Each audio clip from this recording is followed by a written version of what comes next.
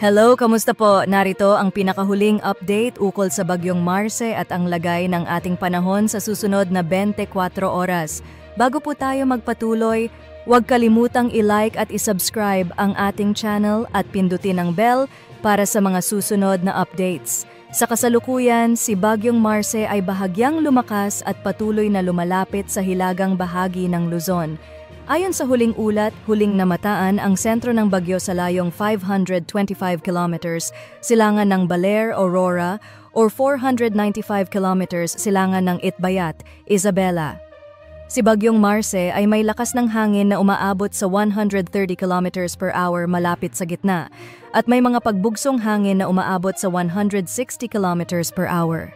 Kumikilos ito patungong hilagang kanlurang direksyon sa bilis na 25 kilometers per hour. Dahil sa lakas ng Bagyong Marce, ang mga sumusunod na lugar ay makakaranas ng maulap na kalangitan na may mga kalat-kalat na pag-ulan at pagkidlat-pagkulog sa mga lugar ng Cagayan Valley, Aurora, Quezon Province at Bicol Region. Samantala, ang buong Mindanao ay makakaranas din ng maulap na kalangitan na may mga isolated rain showers at thunderstorms na dulot ng trough or extension ng bagyo. Sa Eastern Visayas naman, inaasahan ang bahagyang maulap hanggang maulap na kalangitan na may kasamang pag-ulan at pagkidlat-pagkulog na dulot pa rin ni Bagyong Marce sa Metro Manila at iba pang bahagi ng bansa. Aasahan ang mga localized thunderstorms, kaya magiging bahagyang maulap hanggang maulap ang kalangitan sa mga lugar na ito.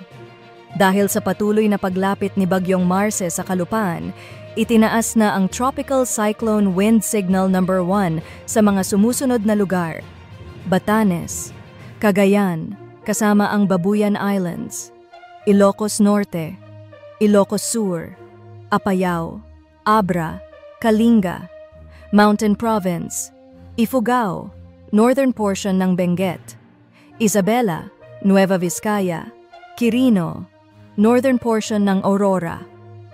Ang mga lugar na ito ay makakaranas na ng mga malalakas na pag-ulan at pagbugso ng hangin sa susunod na 36 hours. Ayon sa pinakahuling forecast track ng PAGASA, inaasahan na lalakas pa si Bagyong Marce at magpapatuloy bilang isang typhoon hanggang sa maglandfall ito sa bahagi ng extreme northern Luzon. Posibleng dumaan ang mata ng bagyo o ang sentro nito sa hilagang silangan ng Cagayan at dadaan patungong Ilocos Norte. Gayon din, hindi rin inaalis ang posibilidad na mas tataas pa ang track ng bagyo na maaaring magdulot ng landfall scenario sa Babuyan Islands. Isang posibleng senaryo rin ang pagbaba ng bagyong ito kung itutulak ito ng high-pressure area sa itaas. Isinasantabi pa rin ang posibilidad na dumaan ang sentro ng bagyo sa mga lugar ng Isabela o Cagayan at dadaan sa mga kabundukan ng Hilagang Luzon. Makikita sa forecast track na posibleng makalabas ang bagyo sa ating area of responsibility sa gabi o hapon ng Biyernes. Ayon sa PAGASA, ang pinakamataas na wind signal na kanilang itataas sa pagsapit ni Bagyong Marce ay maaaring umabot sa Signal No. 4.